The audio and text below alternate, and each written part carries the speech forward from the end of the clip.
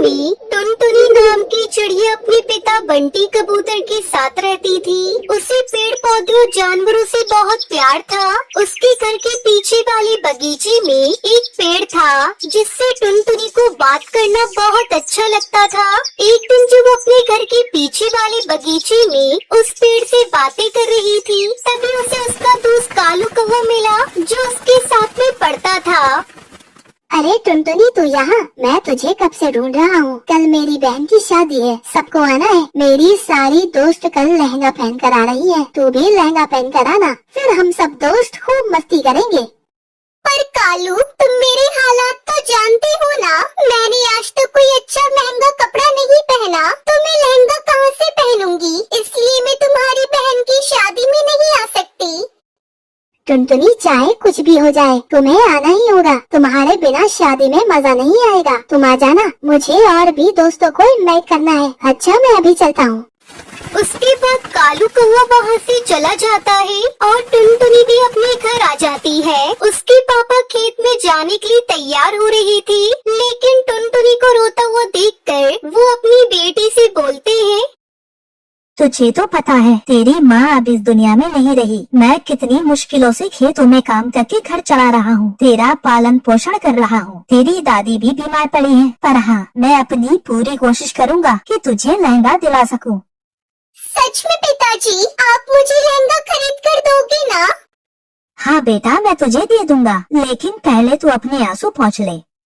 टुनटुनी अपने पिता के जाने के बाद घर का काम करके अपने घर के पीछे वाले बगीचे में जाती है और उस पेड़ के पास जाकर बैठ जाती है और वहाँ जाकर सोचती है कि उसके पास लहंगा कैसे आएगा, क्योंकि वो जब भी उदास या परेशानी में होती थी वो उस पेड़ के पास जाकर उससे घंटे भर बातें करती थी। टुनटुनी ये सोच सोच कर रो रही थी कि तभी उसे पेड़ से आवाज आती है, क्या हुआ टुनटुनी, तुम इतनी परेशान क्यों हो और इतना रो क्यों रही हो?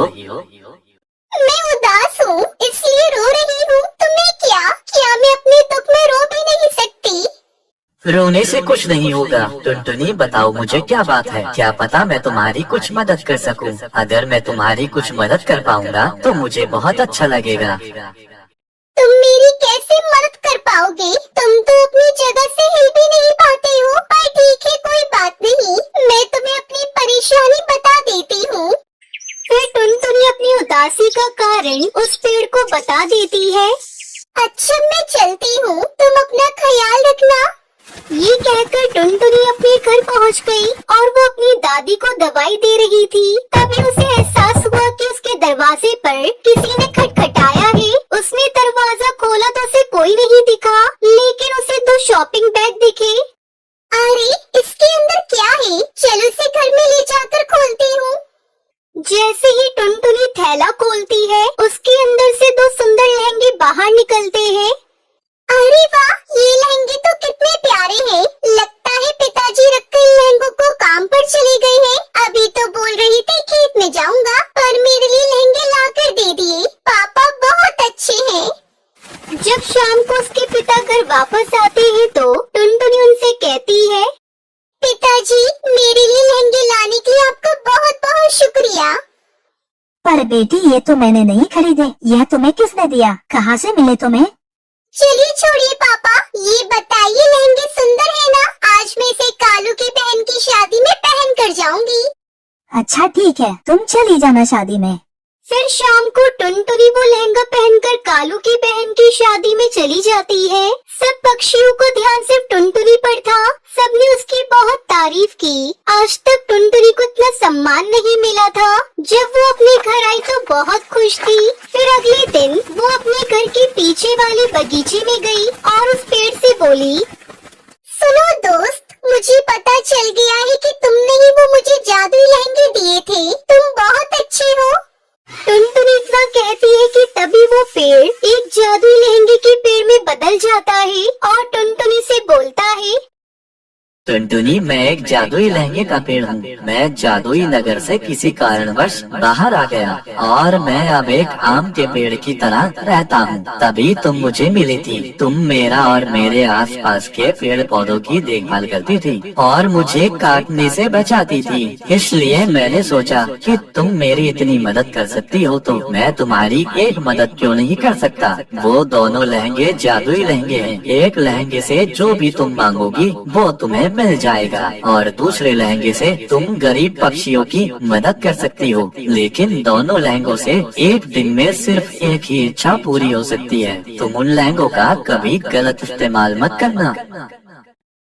तुम्हारा बहुत बहुत शुक्रिया जादुई लहंगे के पेड़, तुमने मेरी इतनी मदद की। ठीक है, मैं चलती हूँ, तुम अपना ख्याल रखना। फिर टुनटुनी जल्दी से अपने घर आई और जादुई लहंगे से बोली, ए जादुई लहंगे, मुझे एक बड़ा सा घर दे दो जिसमें जरूरत का सारा सामान हो और उसके पीछे खूबसूरत सा बगीचा हो। टुनटुनी के इतना कहते ही वो घर एक बड़ा सा घर बन गया और उस घर के पीछे एक सुंदर सा बगीचा था जहाँ पर बहुत सारे फूल और तितलियाँ थी। जब बंटी कबूतर काम करके खेत से वापस आया तो अपने घर का रूप बदला हुआ देखकर वो हैरान रह गया। पिताजी देखिए, हमारा घर कितना बदल चुका है और हमारे पास एक खूबसूरत सा बगीचा भी है। आप जानते हैं, मैं जिस पेड़ से बातें करती हूँ उसी ने मुझे सब दिया है। पिताजी, वो एक जादुई लहंगों का पेड़ है और आपको पता है उस जादुई लहंगे से मेरी रोज एक इच्छा पूरी हो सकती है। उसके पिता बंटी कबूतर और टुनटुनी बहुत खुश थे। वो हर रोज अपने बगीचे में जाकर पक्षी और जानवरों को खाना खिलाती थी और उनकी देखभाल करती थी। अगले दिन टुनटुनी इस लहंगे से बोलती है, ये जादुई लहंगे मेरी दादी को बिल्कुल स्वस्थ कर दो। इतना कहते ही टुनटुनी की दादी बिल्कुल ठीक हो गई। उस दिन के बाद से टुनटुनी अपना जीवन हंसी खुशी व्यतीत करने लगती है।